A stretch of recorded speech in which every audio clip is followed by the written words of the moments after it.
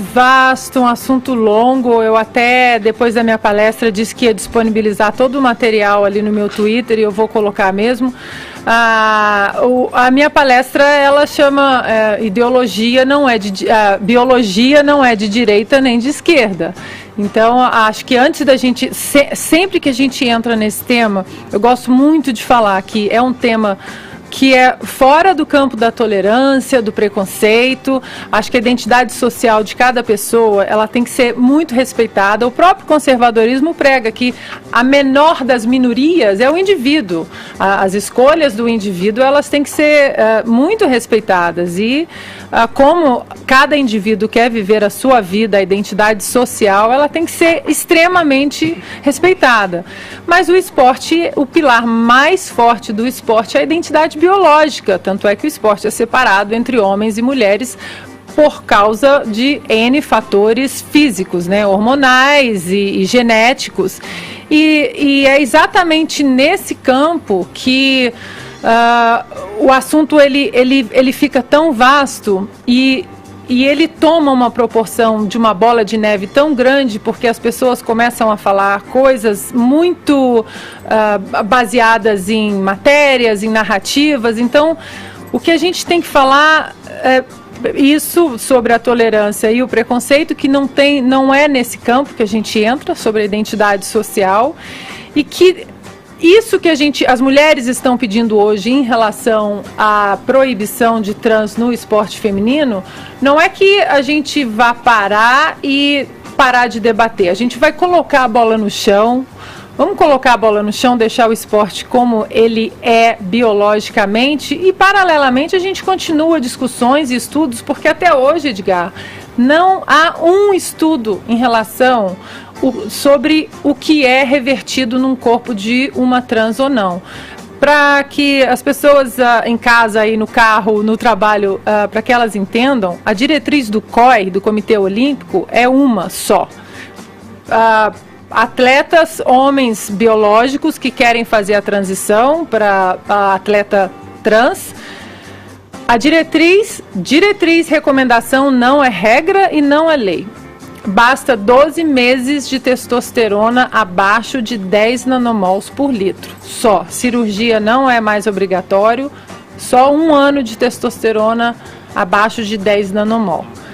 Para que as pessoas entendam, até esse abaixo de 10 nanomol, a minha testosterona máxima, a minha da Paulinha, vai chegar em 2,7.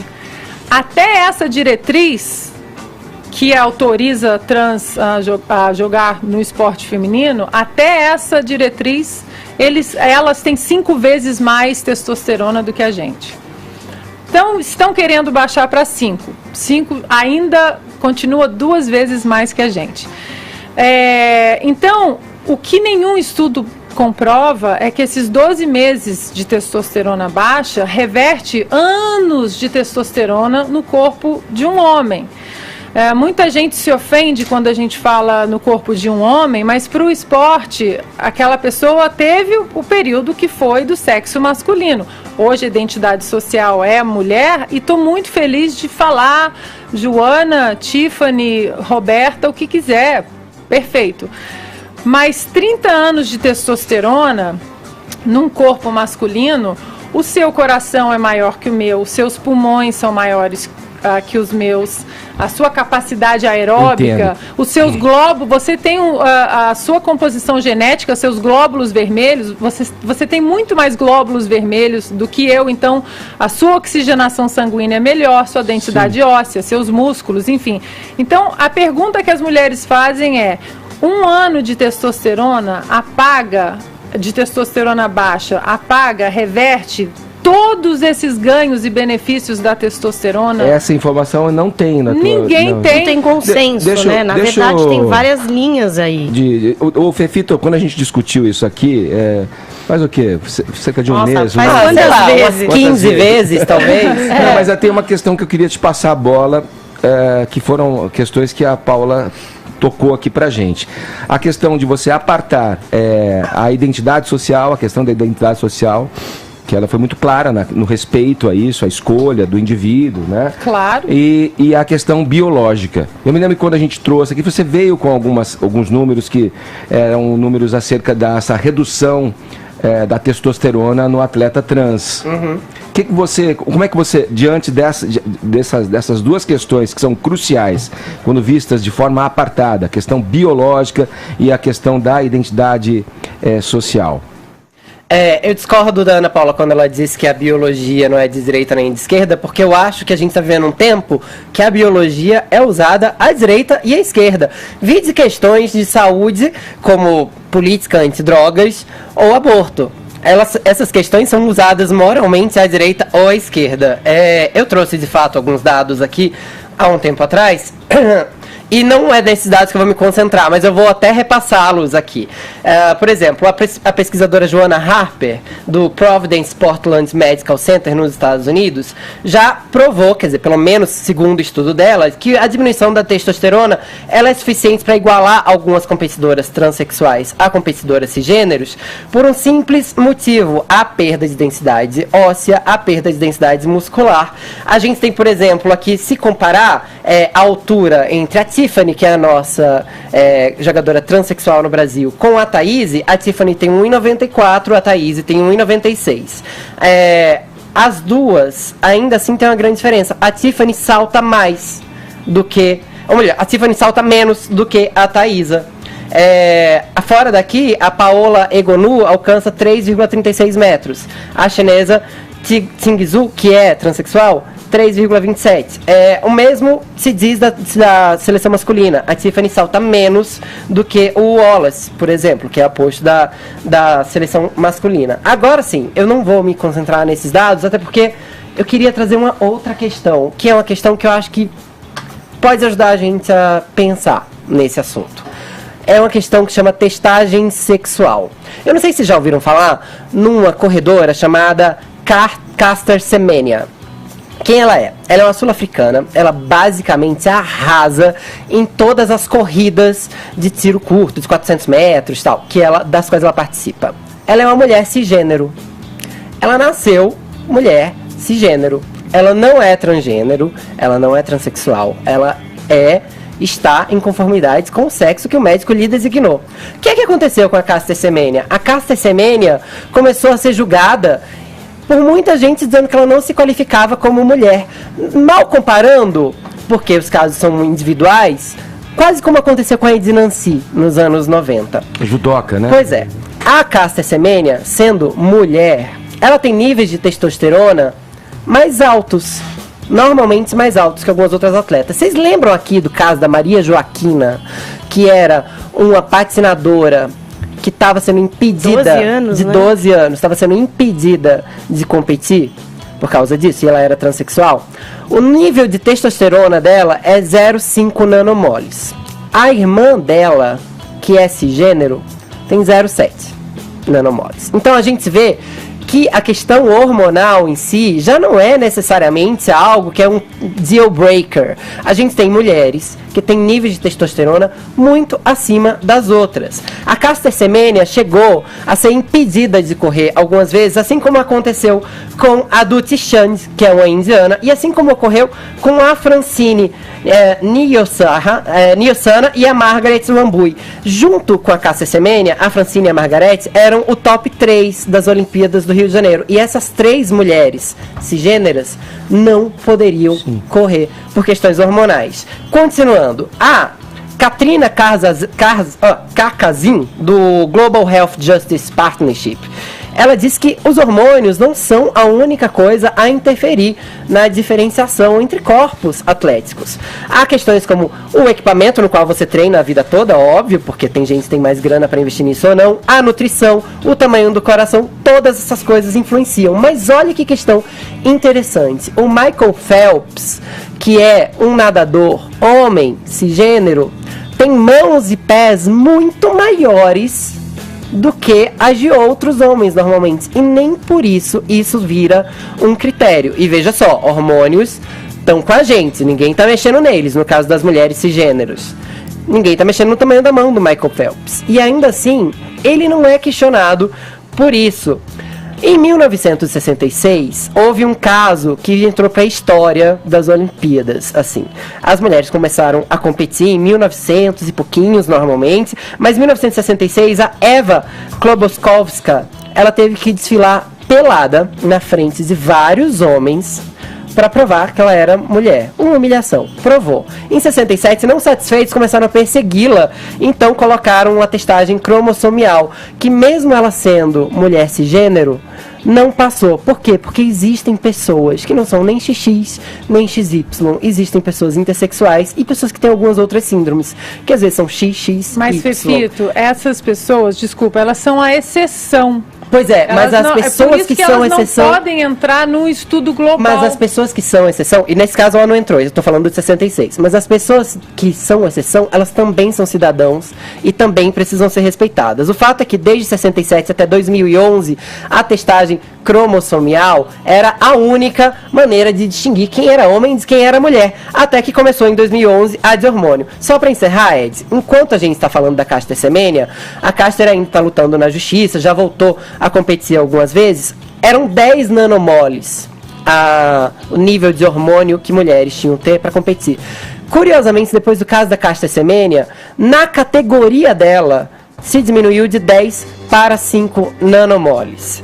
Muita gente, inclusive a ONU e a Associação Mundial de Medicina, se colocou contra a organização, a WIF, acho. Enfim, é uma associação de atletas que queria basicamente administrar drogas para ela, que iam prejudicá-la, que iam trazer problemas de saúde, para que ela parasse de produzir também hormônio. Diz o seguinte a ONU, é uma discriminação, né, ou melhor, diz o seguinte a associação, essa é uma discriminação necessária. Diz o seguinte a ONU, não dá para forçar e administrar drogas a quem não precisa. E para encerrar, olha que curioso, a maioria das mulheres que não parecem homem aos olhos das pessoas que têm que passar por esse tipo de testagem são normalmente negras e vêm de países subdesenvolvidos. Então a gente vê que essa questão não é necessariamente uma questão de biologia, é uma questão bem social e é uma questão que diz respeito também às mulheres cisgêneras. Se as mulheres transexuais e cisgêneras que produzem mais hormônio e não querem ter a saúde prejudicada por tratamentos esquizofrênicos,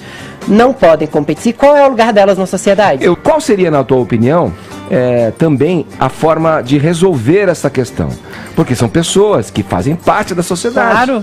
Claro. Bom, primeiro que esse é um debate que, para mim, ele sai da esfera de inclusão de trans e cai na esfera de exclusão de mulheres. Porque um atleta que é permitido, que foi construído com testosterona durante muito tempo, ele vai tirar o lugar de uma mulher. O que está acontecendo, por exemplo, nas faculdades americanas, até quero deixar um adendo aqui, às vezes, especificamente aqui no Brasil, existe o caso da Tiffany, e a Tiffany, às vezes, ela acha que eu tenho uma coisa contra ela, e eu já falei para ela em Brasília, nada contra...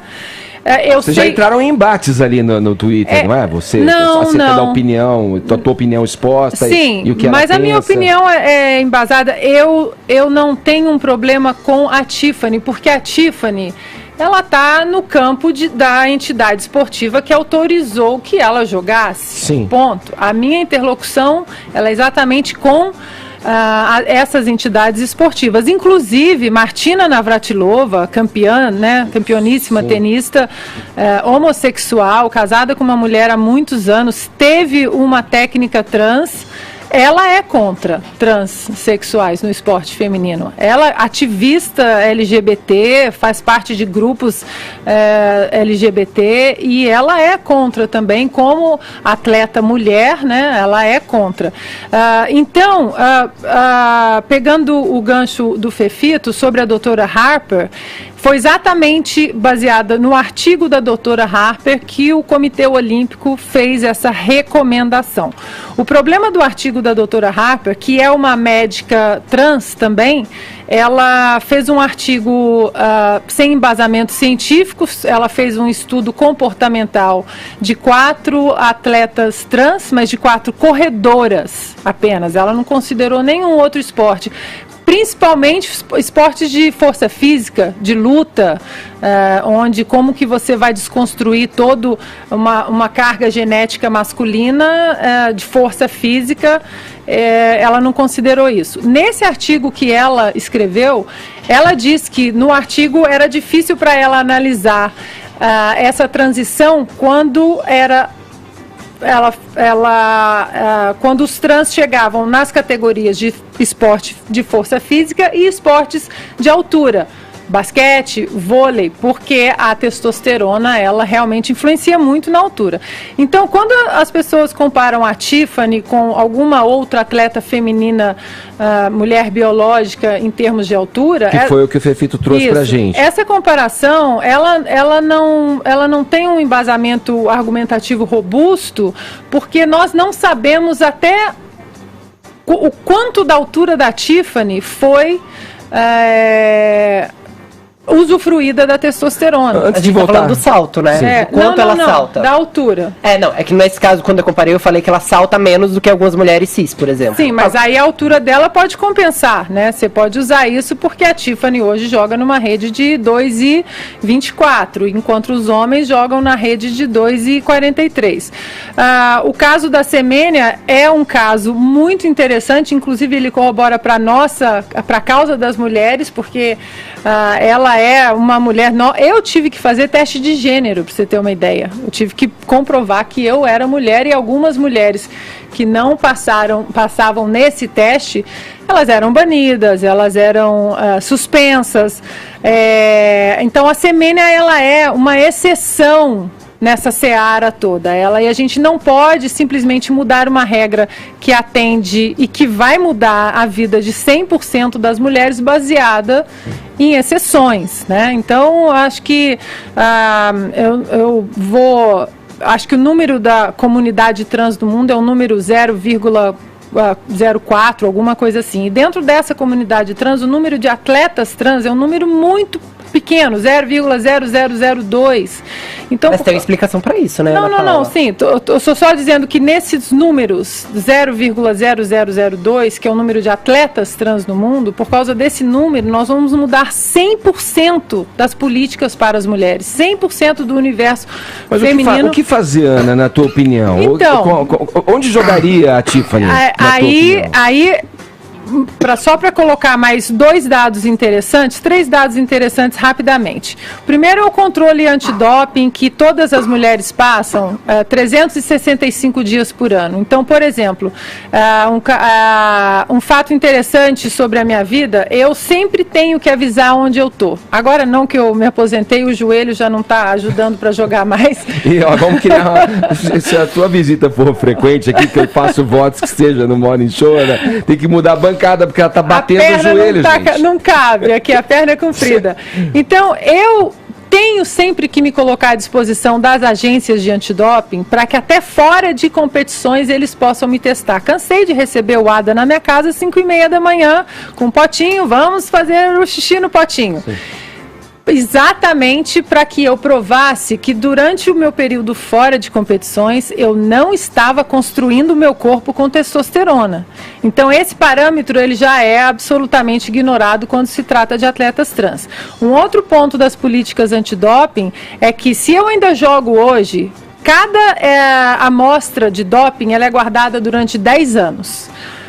Se hoje aparece uma suspeita, se eu estivesse jogando hoje, olha, há uma suspeita de que a Ana Paula tem um traço de testosterona de uma contraprova de 8 anos atrás. Vamos acessar aquela contraprova. Eles acessam a minha contraprova de 8 anos atrás e se há um traço mínimo que seja acima da testosterona permitida, de uma amostra de 8 anos atrás, eu sou suspensa, eu sou banida e eu perco todos os meus títulos retroativamente.